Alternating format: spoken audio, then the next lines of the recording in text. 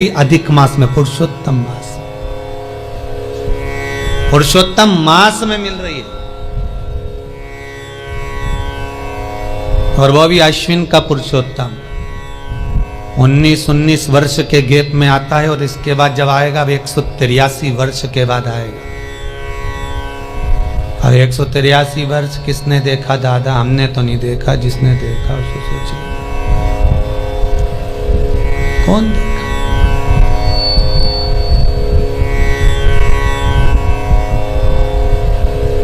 यहाँ तो पल भर का ठिकाना नहीं,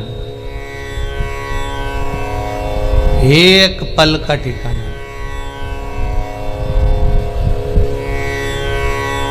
बस अपनी डोर भोलेनाथ जी के हाथ में है तो पतंग उड़ा रहे हैं। कब यमराज की पतंग उधर से आ गई और अगर काट के चली गई, वो तो डोर अगर मजबूत है तो फिर भी पेंच लड़ा सकते हो, पर अगर डोर ही कमजोर हुई तो दादा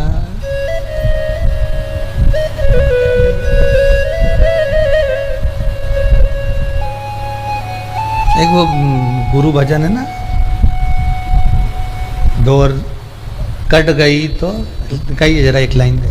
सतगुरु में तेरी पतंग, सतगुरु में तेरी पतंग, हवा बिछुड़ती जावांगे, हवा बिछुड़ती जावांगे, सैया डोर हतो छुट्टी ना में टूटी जावांगे।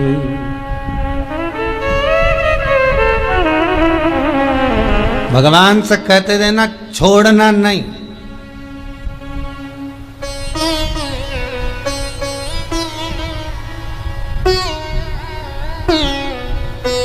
अब वो अच्छी खासी उड़ रही है संसार में, यमराज ने पेंचा में लाया और कट गई।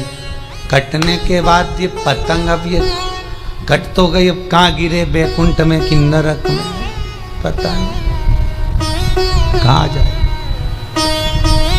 पर एक चीज और है, ये कहीं गिरने से पहले अगर किसी ने लूट ली तो ये भी एक चीज है। कोई सतगुरु, कोई संत, कोई महात्मा, कोई जोगी, कोई सन्यासी, कोई तपस्वी, कोई साधक, कोई उपासक, कोई भगत इसको लूट ले वापिस, कट गई तो भी पकड़ ली उसने, फिर क्या होगा? दूसरा धागा बांधा जाएगा, फिर उड़ गई। बस यही है, जब संसार में ऐसा लगने लगे कि उलझ गए हो, दुखी हो, परेशान हो, कष्ट है संसार में बहुत, कोई धन से, कोई वैभव से, कोई सत्ता से, कोई चीजों से, कई परिवार से, बहुत दुख अगर आपकी जिंदगी में है तो बस ये पतंग को फिर किसी सद्गुरु के हाथ में छोड़ दो। वो खुद उड़ाना जानता है और उड़ा देगा, वो खुद जानता, फिर नहीं सोच। संसार में चिपकोगे तो परमात्मा तक नहीं पहुंच पाओगे। रोटी बनाने वाली माताएं बहुत अच्छे जानती हैं। जितने लोग कथा सुन रहे हो आप में से माताएं रोटी बनाना जानती हो, तो रोटी बनाते समय आटे को उसन कर तैयार कर कर रोटी डायरेक्ट चकोटी बेलन पर बेल दोगे तो चिपक जाएगी, उसमें पलेथन लगाना पड़ेगा। और पलेथन लगाया तो चकोटी में भी नहीं चिपकेगी, बेलन में भी नहीं चिपकेगी, और फिर अच्छी बढ़िया घूम घूम के बेली जाए। और जिसमें अगर पलेथन नहीं लगा तो वो चिपक गई। जो बिना पलेथन लगाए जो चिपक गई उसको तवे पर डालोगे तो जहां से वो चिपकी है वहां से नहीं फूलेगी, बाकी की सब दूर से फूल जाएगी।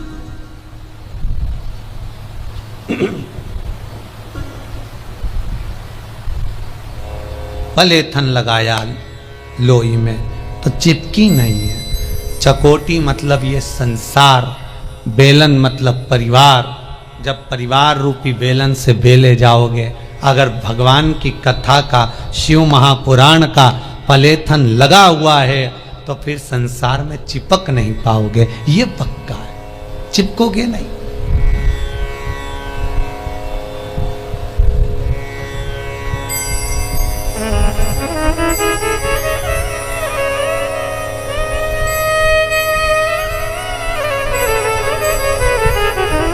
हमारे मांटाबू वाली माता जी वो कहती हैं, गुरु जी कब मंदिर कब तक कंप्लीट हो जाएगा, हमको आना है रहने के लिए, अब हमारा मन नहीं लगे मांटाबू। अकेले जीव हैं, पहचानते हो ना, अकेली बेचारी कहा आना, अब सब छोड़ दूं, बस सत्संग में मन लगाना है। जितनी उम्र बची है वो शंकर को देना है। वहीं की वहीं शंकर को एक लोटा पानी चढ़ाएंगे, बेलपत्र चढ़ाएंगे, समीपत्र चढ़ाएंगे, खूब आराम से अपनी जिंदगी भगवत भजन कर कर निकालेंगे। क्या करना है, हो गया जी। आज इंदौर से भी एक माता जी आई है, कहाँ गई बेटी, गई क्या, आई है, वो भी कह रहे थे गुरु जी हम 5 महीने हम भी सत्संग में रमना चाहते हैं, हमें बस सब परिवार सब कुछ है, सब है, पर बस छोड़ते हुए भगवत भजन की ओर रमना, यही स्नेह है भगवान का। एक ये बैठे नागौरी जी, ग्वालियर में खूब कामकाज है जोरदार, खूब दुकान धंधा पानी बेहतरीन चकाचक, खूब एसी के रूम ने डल्लब के गद्दे ने ढेर पकवान सब है ग्वालियर में, पर फिर भी बस अब रहना है भगवत भजन, क्या करना है।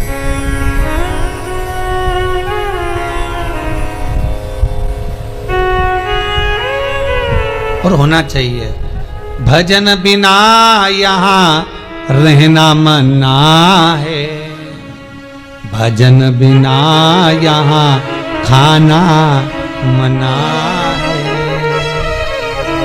भजन करो तो ये मौका मिला रे, ये मौका मिला है, लॉकडाउन तुम्हारे लिए लगा है कि ये कथा शिव महापुराण तुम बैठकर सुनो, आनंद लो और अपनी जिंदगी को संवार लो, भटकना छोड़ दो दुनिया वालों में, यहां चले गए वहां चले गए, वो उसके यहां गए उससे काम नहीं बना उसके यहां पहुंच गए, उसके यहां काम नहीं बना उसके यहां पहुंच गए, भटकन है, क्यों भटके।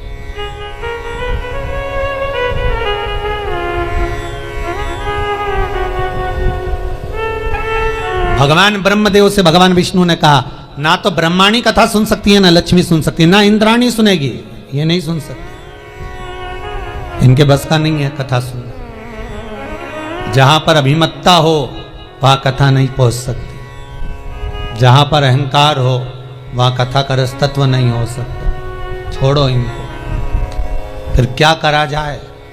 ये लक्ष्मी और सरस्वती, इन दोनों का भाग्य कैसे चेतेगा, कैसे कृपा होगी।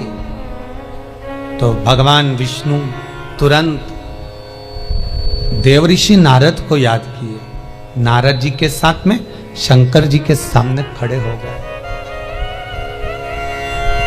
भगवान शिव के सामने खड़े, भूत भावन भूतेश्वर के सामने, भगवान शंकर के सामने।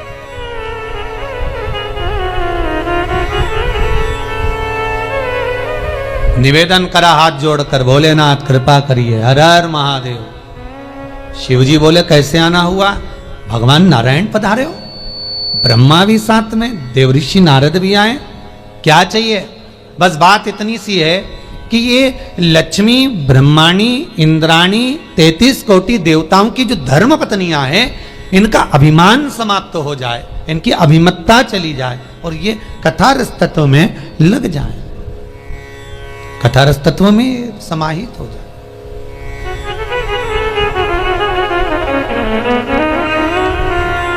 कहा यदि ये सत्संग करे, सुंदर बात है, राम जी शबरी के दरवाजे पर जाकर सबसे पहला संबोधन 9 भक्ति में से एक भक्ति कही थी। प्रथम भक्ति संतन कर संगा, दूसरी रति मम कथा प्रसंगा। सबसे पहला क्रम है सत्संग।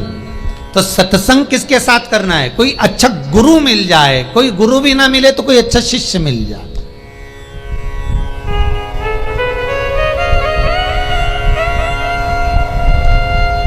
ए जीजियों, जितनी भी कथा सुन रही हो, ओ बहनों, जरा ध्यान से सुनना।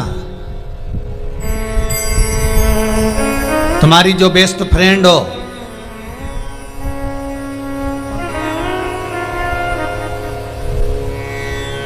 है, हाँ, जो तुम्हारी बेस्ट फ्रेंड हो,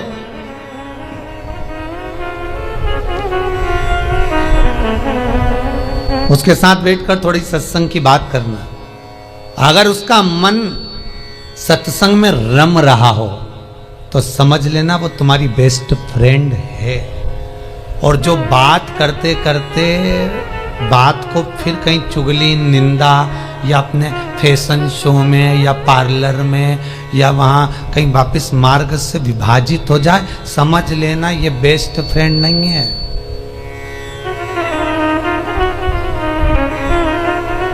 फिर ये बेस्ट नहीं, ये बेफालतू की फ्रेंड है, बेस्ट नहीं।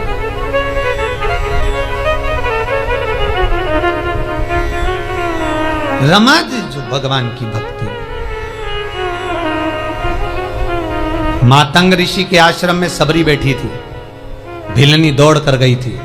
मातंग बाबा ने कहा क्या बात है? मैं भिलनी आई हूं, मैं घर छोड़कर, मैं कहीं जाऊंगी नहीं, यहीं रहूंगी।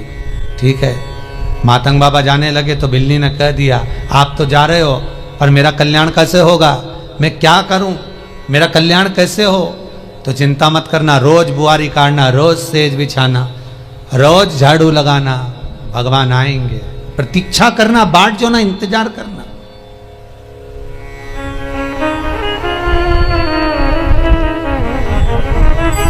और विश्वास रखकर अगर तुम भगवान को बुलाओगे तो भगवान आएगा, कैसे नहीं आएगा?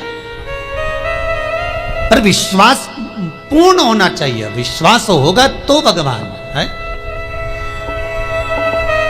एक पति पत्नी नाव में घूम रहे थे, नाव के मैनेजर ने अनाउंस कर दिया, जहाज वाले ने, अरे भैया सुनामी ले रहे हैं, आ रही हैं, डूबने वाला, भागो। सब ट्यूब पकड़ कर भागे, सारे के सारे जाने लगे, भगने लगे, नाव पकड़ पकड़ कर। एक पति ऊपर सुनामी लहरों का आनंद ले रहा था, नीचे पत्नी ऊपर जाकर बोली सुनो जहाज डूबने वाला है, सब अपने अपने पत्नी बच्चों को बचा रहे हैं, जल्दी मुझे भी बचाओ, चलो भाग चले। पति तो लहरों का आनंद ले रहा था, कुछ बोला ही नहीं। पत्नी नीचे गई, फिर ऊपर आई, सब भाग रहे, जल्दी मुझे बचाओ, सब मर जाएंगे अपन, जल्दी चलो, सब भाग रहे हैं, अब मैं भी जाऊं, चलो।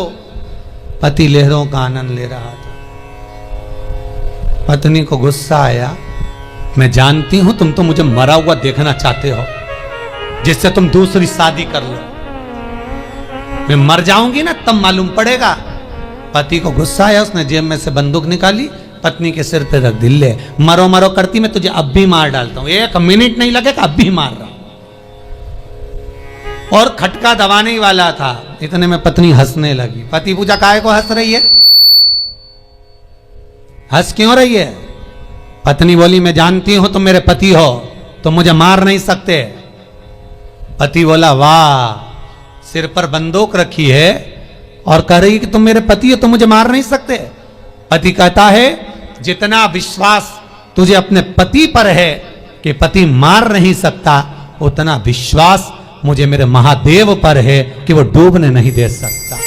ये विश्वास पूर्ण होना चाहिए, ये भरोसा प्रबल होना